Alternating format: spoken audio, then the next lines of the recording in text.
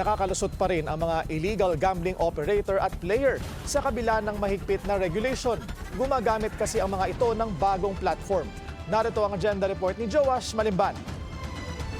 Kasabay ng paghihigpit sa mga regulasyon sa online gambling, tila mas nagiging maparaan din ang mga iligal na operasyon patungkol dito. Ayon kay Cybercrime Investigation and Coordinating Center Executive Director Yusek Aboy Paraiso, pati sa mga messaging app na Viber at Telegram, may nagaganap na mga transaksyon.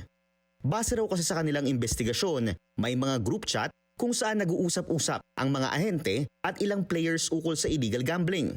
Meron kami mga tinitake down ng mga platforms nila or sites nila. This is where they talk and migrate do sa mga new platforms nila. Karamihan daw sa mga sangkot, international big-time players at mga sindikato o yung mga operator ng malalaking illegal gambling sites na nahuhuli at tinitake down ng CICC. Ani Yusek Paraiso, pinagsasamantalahan ng international syndicates ang jurisdiction laws and limitations. Kaya kahit na nasa Pilipinas ang mga lumalahok sa sugal, nasa ibang bansa naman ang mga nag-ooperate nito.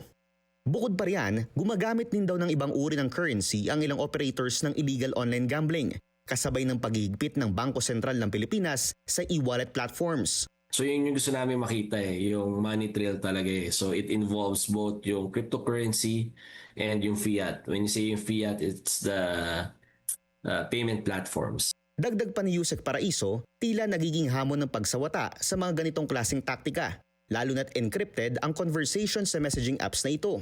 Kasalukuyan na raw silang nakikipag-ugnayan sa Viber at Telegram at ang pangako ng application administrators, zero tolerance. Pero bilang parte ng investigasyon, plano ng CICC ang pagsasagawa ng traditional intelligence work. That is part of our conversation with Telegram. Nagsabi naman sila zero tolerance sila. So talagang ang tututukan naman ng CICC ngayon because of that pronouncement and that partnership with Telegram. And hopefully we can see that the fruit of that partnership is yung detection side naman. Paano natin ma-detect ano yung mga illegal in those platforms. So it would involve a lot of traditional intelligence work, yung mga pag-i-embed ng mga tao natin doon sa mga groups na pag-i-infiltrate. Sa usapin ng regulation sa online gambling sites, sang-ayon si Yusek Paraiso sa ilang mga inisyatibo ng Senado para higpitan ito. Dapat din daw na government agencies na lang ang magsilbing e-wallet platforms sa transactions na gagawin sa legitimate gambling sites, tulad ng Land Bank at Development Bank of the Philippines, para maiwasan ang pagdami ng illegal at unregulated online gambling platforms. Paalala ng CICC, hindi lang operators kundi pati mga player maaaring humarap sa multiple charges sakaling mahuling tumatangkilik ng mga illegal online gambling operations. Samantala, tuloy-tuloy pa rin ang crackdown ng pamahalaan sa mga krimeng patungkol sa mga online pasugalan.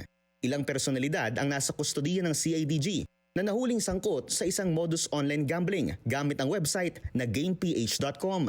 Ayon sa PNP, nahaharap sa patong-patong na kaso, kabilang na ang Cybercrime Prevention Act at Access Device Regulation Act ang mga nahuling suspect.